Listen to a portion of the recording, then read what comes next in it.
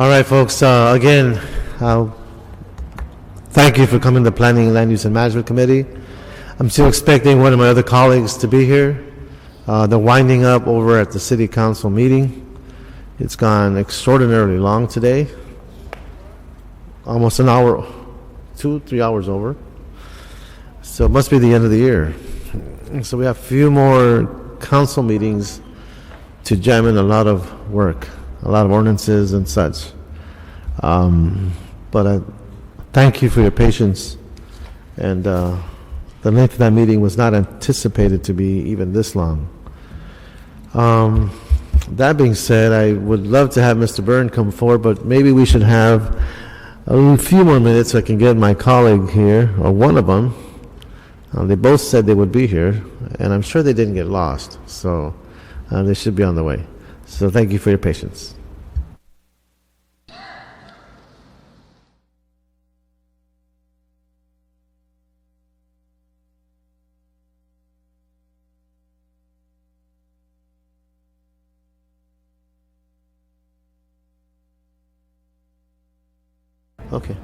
Okay. Perhaps we can have our Director of Planning say a few words as my colleagues come down, because I don't want to keep any longer than we have to.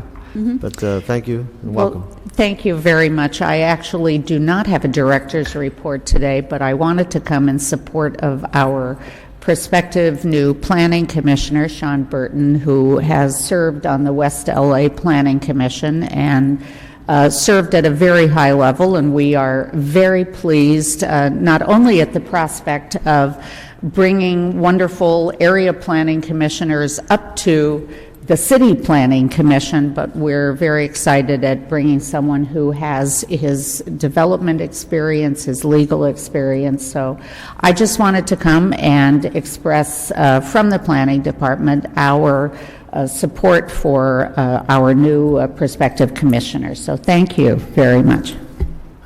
Thank you, Director Goldberg.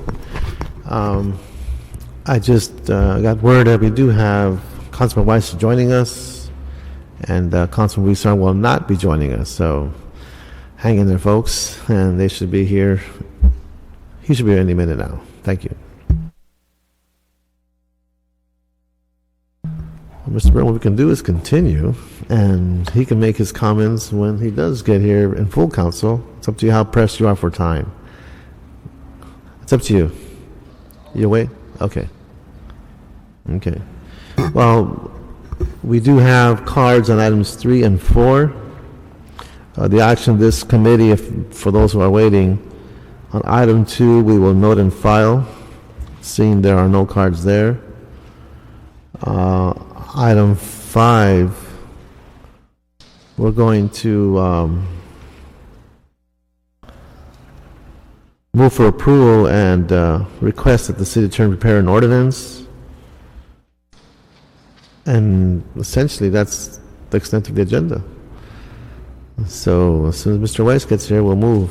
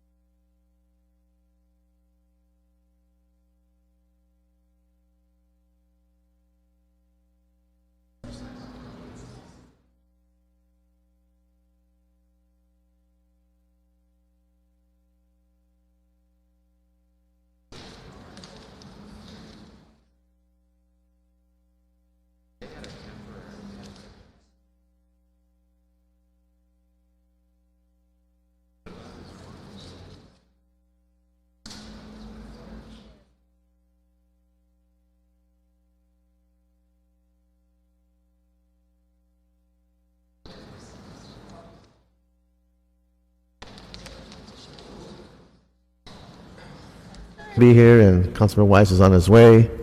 With item number 1, Mr. Byrne, we can hang on tight. If you still want to wait, I welcome you to the microphone now, but if you want to wait, we go through some of the other items, then I'll just, okay.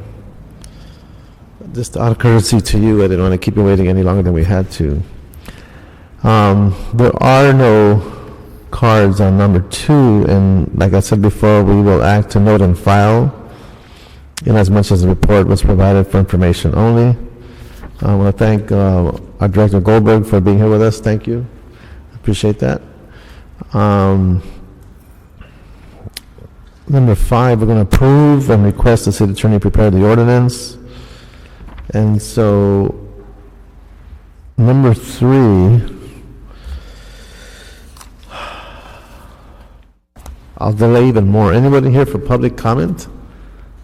Public comment? Why don't you come up for public comment? And we'll hold off on number 3. This is just general public comment. General public comment cards. I think there was one. I think you, okay. Okay, for 3, I misled you folks. No, this what I is- meant to say is the general public comment for this committee. See, no one, okay, I'm trying my best to buy time here.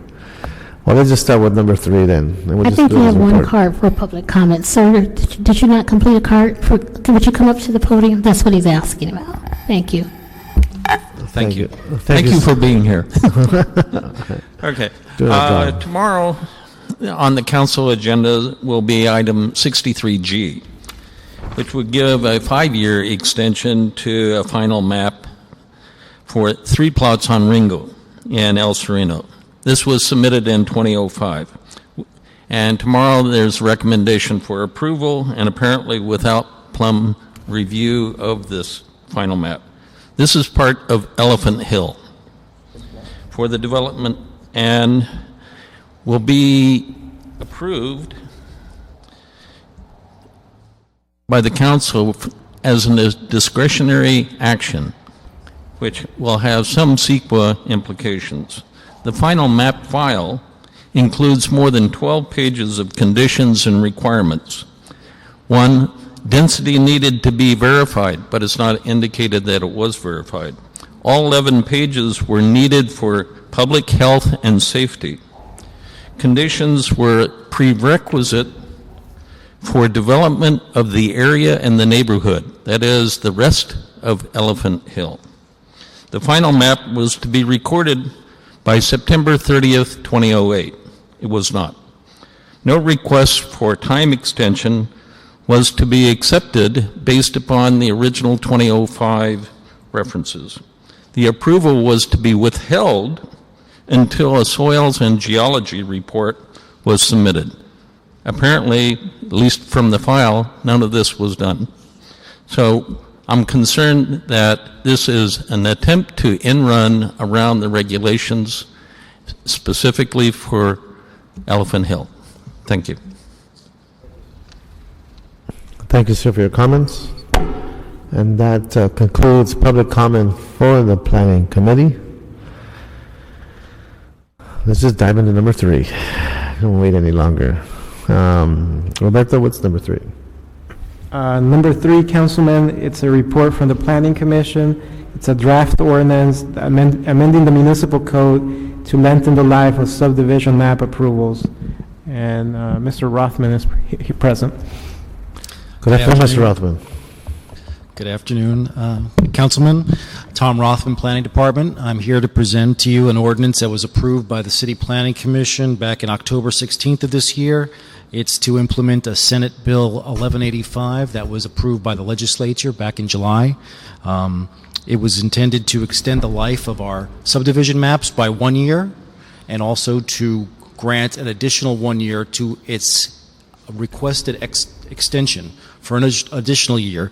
This 1 year by right extension will be granted to only those subdivisions that are expiring between July 15th of this year and January 1 of 2011.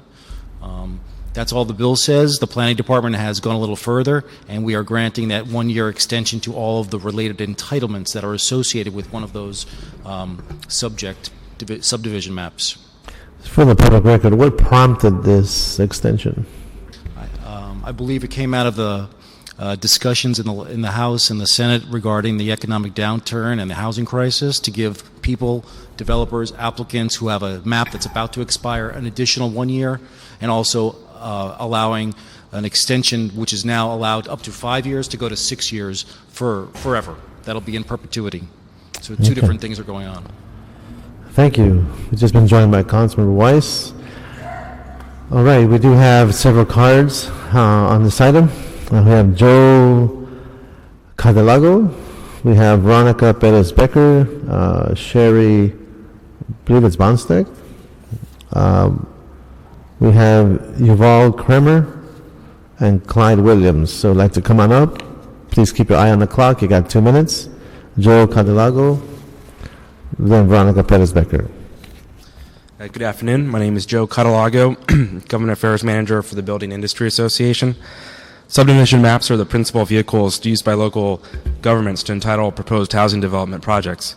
As activity in LA's housing market has slowed substantially, many of these maps are expiring, forcing home builders to start the time-consuming entitlement process all over again and delaying an awaited housing recovery. SB 1185 extends the life of these subdivision maps so that the housing contained in the maps can remain viable. Unfortunately, many of the other approvals associated with housing in LA also have expiration dates. Extension of these types of approvals were not addressed by SB 1185. The ordinance before you implements SB 1185 in the city and lengthens the life of variances, conditional use permits, zone changes, and similar approvals associated with a subdivision map. The state legislature took action over the summer to get this important legislation, widely considered as a step to economic recovery, signed and enacted into state law with urgency. In order for it to be successful, we need this implementing ordinance, and we urge you to adopt it today. Thank you. Thank you. Good afternoon, council members. Good Veronica afternoon. Perez-Becker from the Central City Association. First, we would like to thank Director Goldberg and planning staff, particularly Tom Rothman and Alan Bell, for all of their work on this. As you all know too well, new home construction in California has experienced a steep and dramatic decline. Unfortunately, this situation is particularly dire in our city. Construction costs and lengthy land use approvals can derail promising opportunities for much-needed housing. With a deteriorating economy, applicants of projects with approved land use entitlements are experiencing difficulties in obtaining financing. For these reasons, we enthusiastically support the ordinance before you today that will extend the life of subdivision map approvals and other related entitlements. Because of the stagnant state of our economy, the imperative exists for policymakers to help the ailing housing industry. Maintaining these maps and variances is critical to ensuring that California's home building industry will be poised to respond quickly to pent-up demand when the market turns around. Thank you very much. Thank you. Sherry Bonstell. And then we have Yuval Kremer. Good afternoon. My name is Sherry Bonstell from Duffer Mangels, and we represent the Claret Group, whose project Boulevard 6200 is located at 6200 Hollywood Boulevard. And we are speaking today in support of the ordinance. We have some additional proposed language that we would like to add to the ordinance, which will extend plan reviews in the building department at the same time that they're extending the tentative track maps. And we've provided some proposed language to you, which will amend Municipal Code Section 98.0603 to also extend plan check review for the additional 12 months. And the reason that we need the plan check extension at this time is because typically the building department will allow for 6 months extensions whenever a plan check expires. But in the beginning of 2008, the building code was changed, and so going forward, if we don't have this extension, any plan check extensions would have to comply with the new building code, which would be a significant cost to the developers who are currently in the plan check process. Thank you. Thank you. Okay, our next speaker, Yuval Kremer and Clyde Williams. See the clock? Sure, it's right there. Oh, okay. Thank you. There you go. Yeah, I came here to say this: the state law does not deal with entitlements. So this proposed ordinance goes way beyond the state law, and to the extent it does, I feel that there should be a full EIR. This ordinance is not narrowly tailored to comply with the state law. So under CEQA, I believe that there should be an EIR. there's going to be a lot of cumulative impacts by extending all of these things. Some of the increases are 50% increases in time. The findings, I had issues with the findings. Finding 2 dealt with public infrastructure, and that would be adequate, and it's not, and nor do we even know because of the lack of annual reports on infrastructure. Finding 4, it will not have an adverse effect on specific plans. It will. The Finding 4 and Finding 5 talk about there not being substantive changes, but it only deals with, the findings do not deal with the entitlements. Finding 5 talks about, then the environmental finding, there will be a huge impact on the environment, and it will affect, it talks about land use regulations that affect the physical environment. This is, it states right here that the whole purpose of this is to have more development happen, for it not to expire, and so by the stated intent, the state law was only meant for close to by right projects. It was not meant for these instances. Thank you, sir.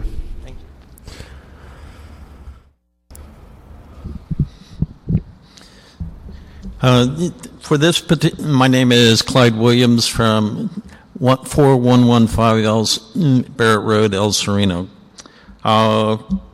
This particular ordinance seems to be strange, especially when applied to tomorrow's item 63G. First off, I would support the first section of it, which allows existing groups that have their final maps ready to have a one-year extension. However, item 2 seems to add one more year, giving them 2 years. Then for item 3, the CEQA documents, as the gentleman said before, are effective when they're timely, not when they're continually delayed, as they were in Elephant Hill. The mitigation, monitoring, and reporting requirements have to be applied in a timely fashion. So all of these, especially if it's applied to item 63G tomorrow, would seem to give them yet more time to have the environmental documents revised, etc. However, the extension of permits that are up to date may be applied also against the Hillside Ordinance, which becomes effective next month. And one of our concerns is that this is a way that projects that may be involved under the Hillside Ordinance may try to avoid them. Thank you. Thank you, sir. Can I just have staff come forward and...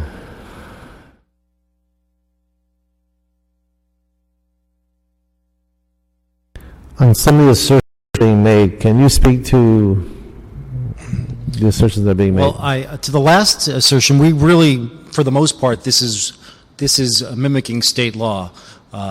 State law, the SB 1185, did grant an additional by right year to tract and parcel maps that are about to expire, have expired from July 15th to January 1 of 2011. That's the state law. State law also is granting an additional year from 5 years to 6 years about what can be requested after your map expires.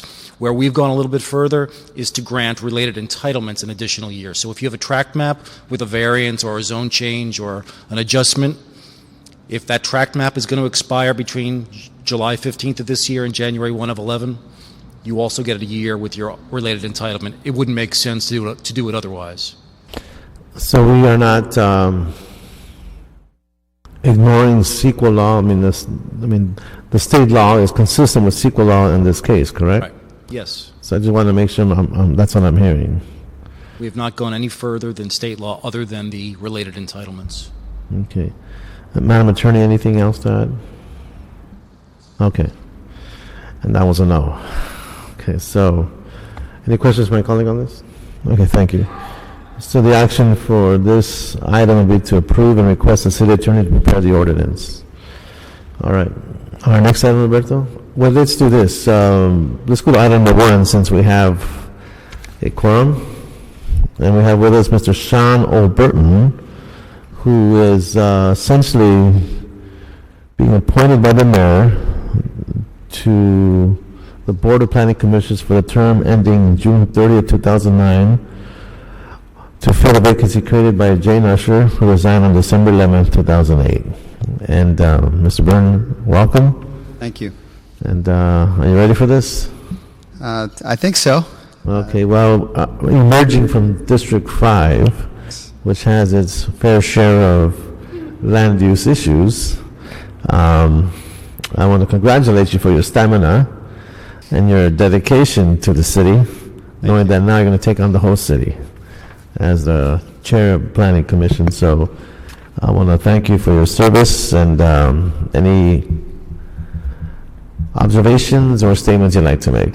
Just briefly, I know you're running behind schedule, but thank you, both of you, for having me in here today. And just want to say I'm honored that the mayor would ask me to serve on the City Planning Commission.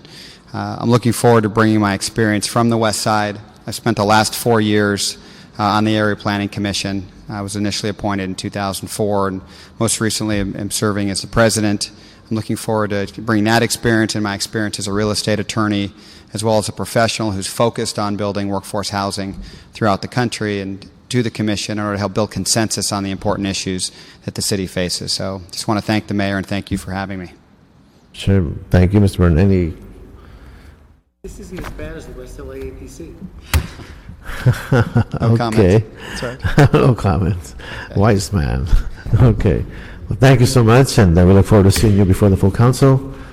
And does he have to fill out his ethics forms on this one as well? Yes, we still need to get the ethics documents. His council confirmation is scheduled for the 14th of January.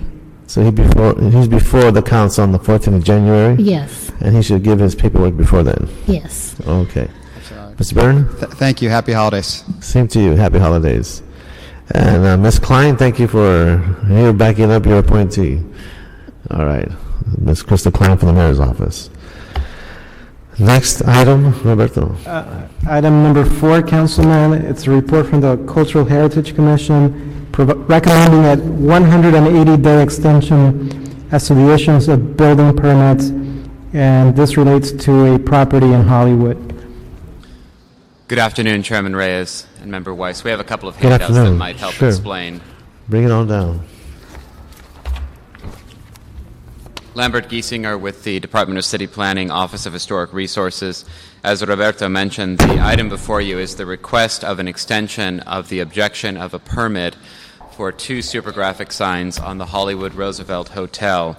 The Commission had originally objected to the issuance of a permit on the grounds that the proposed project was not consistent with the character of the historic property, nor in conformance with the Secretary of the Interior standards.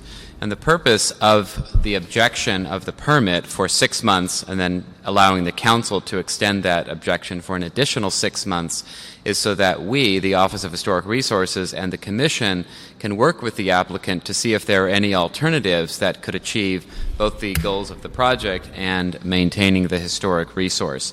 And to date, we have not had any response from the applicant relative to meeting to discuss exactly those issues, because we feel that there may be an appropriate place to put supergraphic signage on this building, but not as the applicant has proposed.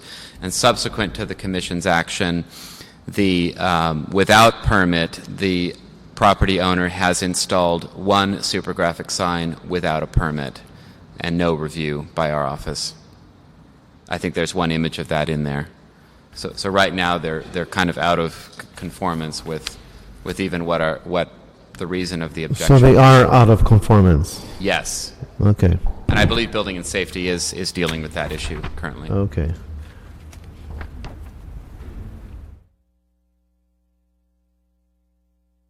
So you want to extend the 180-day? Yes, so to extend it for an additional 6 months, taking it to the middle of June, I believe. Okay. Seeing there's no questions from my colleague, Thank you, sir. All right, so we do have a card on this item. And Sherry Bonsdale, come on up. Just give us your name and address. My name is Sherry Bonsdale from Jeffrey Mangels, 1900 Avenue of the Stars, and we represent In Plain Sight Media, who is the signage company that has the contract for supergraphic signage on the Roosevelt Hotel. And this case has lasted many years with In Plain Sight Media trying to do the right thing and trying to obtain the permits that they could. They initially obtained a project permit compliance in 2006, and the CRA refused to sign off on their building permit. And as a result, they ended up in litigation, and the judge held that the CRA was acting unconstitutionally, but it took 18 months before that was resolved. And they finally, at the end of 2007, put up a supergraphic for a few months. And there was no harm to the building at all. They removed the supergraphic, and they were able to repaint, and the building, looked as good as it ever had. The planning department asked us to refile for another project permit compliance. They thought that was the easiest way to resolve any of the legal issues. So we filed for a new project permit compliance application. It was approved in April of 2008, and it allows them to have 120 days of signage within a 2-year period. They have to use it within 2 years. And within that time, the Cultural Heritage Commission refused to sign off, saying that they didn't think that the signage was appropriate, and issued a 180-day stay. And there are 2 issues with this stay. The first one is that they only have 2 years to use their project permit compliance, and the second is that the supplemental use district is being revised currently to no longer allow temporary special displays. So in the future, they will not be able to have any temporary special display in the form of a supergraphic on this building. This is the only project permit compliance they can use, and any stay or further stay would make it impossible for them to use this approval that they have from the city. The way that the supplemental use district is being rewritten, it will only allow large supergraphic companies to have signage.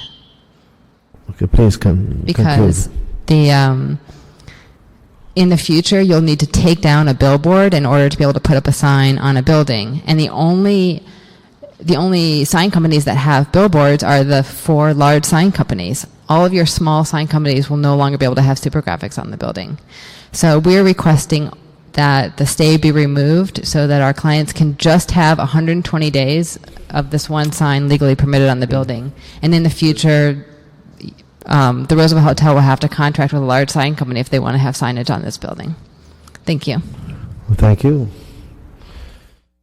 So this 180-day extension will help deal with some of these issues, correct?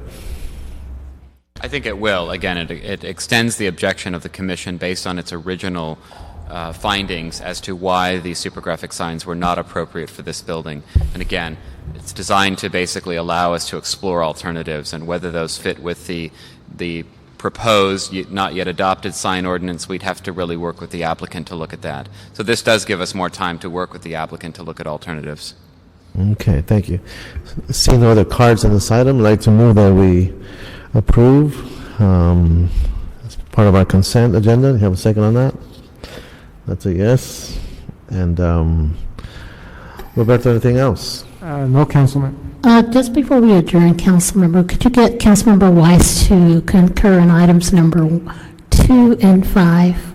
Yeah. I believe that's the ones he was out for. Do you concur 2 and 5? We have a question on 5. I do. If we could open item 5, Mr. Chair. Sure. Item 5 is a baseline mansionization cleanup ordinance. Have staff here for that? Because we might have already lost them if they left. Are they here? It's okay. You don't need to come forward unless you feel compelled to disagree. But the intent of this ordinance is to deal with single-family homes and single-family zones. Right. And there are, from time to time, non-conforming buildings in single-family zones.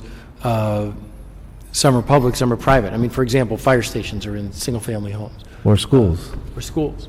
A whole bunch of institutions that are appropriate to single-family neighborhoods but just happen to be there I don't think it was anybody's intent in drafting this law to deal with those sorts of institutions. That's just not what this has ever been about. Right. And so Ms. Trifoletti has presented some language which I'll present to Ms. Greaves. It's this thing, that will enable folks to either add or enlarge non-conforming buildings in single-family zones through a CUP process. And so I'd like to move to direct the city attorney and planning to include the clarifying language that I've presented to Ms. Greaves in the final cleanup of this ordinance.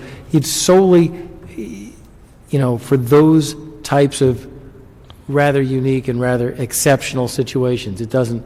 So the structures that are right now inconsistent with the character of a neighborhood because they were already either there first or they were built as big as they were before anything else was built, if they want to continue to add based on their institutional needs, it would be allowed through the CUP. So it's not by right. It's, exactly. They got to go through the CUP to agree and go through all those tribulations. Right. They have to go through that, and there are controls and regulations, and what you won't have is a total, and I would say unintentional bar, right. Which is what you get potentially from a strict reading of the mansionization ordinance. Sure, that means no cases for plum, that's all. Right.